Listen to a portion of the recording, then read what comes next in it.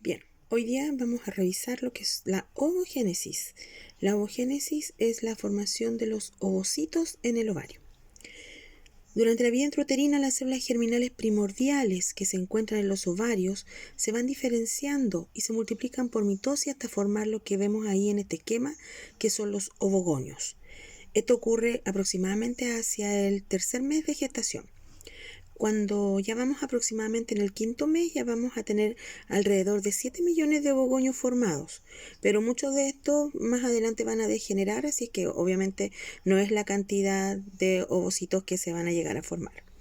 Hasta el final del tercer mes, estos ovogonios se encuentran rodeados por unas células planas y estos ovogonios crecen y se diferencian para formar los ovocitos primarios. Estos ovocitos primarios van a comenzar una primera división meiótica, por eso dice ahí meiosis 1. Esta primera división meiótica va a quedar detenida en su primera etapa que se llama profase 1. Estos ovocitos primarios, rodeados por una capa de células planas, son los que llamábamos en la guía folículos primordiales. Cuando una niña nace, ya se ha formado un stock de ovocitos primarios que le durarán toda la vida. Este número de ovocitos primarios, que al principio son alrededor de 2 millones, va disminuyendo hacia la pubertad, donde se puede alcanzar aproximadamente 300.000 a 400.000. Estos ovocitos estarán en profase hasta la llegada a la pubertad, que es donde se alcanza la maduración sexual.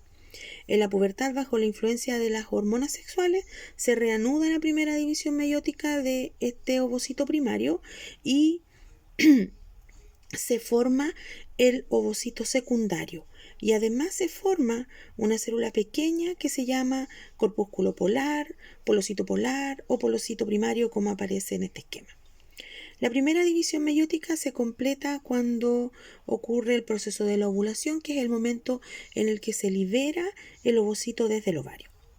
Inmediatamente el ovocito secundario ahora comienza esta meiosis 2, que aparece ahí marcada también en el esquema, para quedar nuevamente detenida en una etapa de esta meiosis 2 llamada metafase 2, la que solo se va a completar en el caso que haya una fecundación.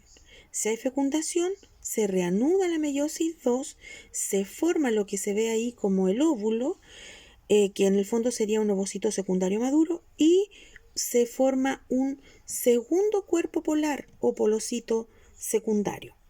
Si el ovocito secundario o este ovocito secundario maduro no es fecundado, este muere y sus restos se reabsorben. Hay una cosa importante que hay que destacar en este esquema, que si ustedes se fijan, debajo de cada palabra marcada con negrita hay dos cosas. Dice, por ejemplo, 2N y 2C, o 2N, 4C, N2C, etc. El 2N y el N indican la cantidad de cromosomas que esa célula tiene. Por ejemplo, 2N implica que es una célula diploide que tiene 46 cromosomas, y las que son N son las células haploides que tienen 23 cromosomas. ¿Cuándo se originaron estas células N? Cuando se formaron los ovocitos secundarios y el polocito primario, ¿cierto? Después de la meiosis 1. En la meiosis 1, una célula diploide 2N se divide y forma dos células hijas que son haploides y que tienen la mitad del material genético. Y cuando hablamos de 2C y 4C, se refiere a la cantidad de material genético que se encuentra. Por ejemplo, esta célula ovogonio que está en 2C ha multiplicado su material genético en la etapa S del ciclo celular y ha quedado con 4C. O sea, ha duplicado la cantidad de material genético, lo que no implica que haya aumentado la cantidad de cromosomas. Bien, de los 2 millones que yo les contaba de ovocitos primarios que se originaban cuando recién una niña nace, van quedando alrededor de 400.000 al comienzo de la pubertad, donde muchos de ellos también son reabsorbidos y solo 300 a 400 alcanzan la madurez durante toda la vida de la mujer. Esto hasta el proceso de menopausia, ¿cierto? Que es cuando ya termina la vida fértil en una mujer.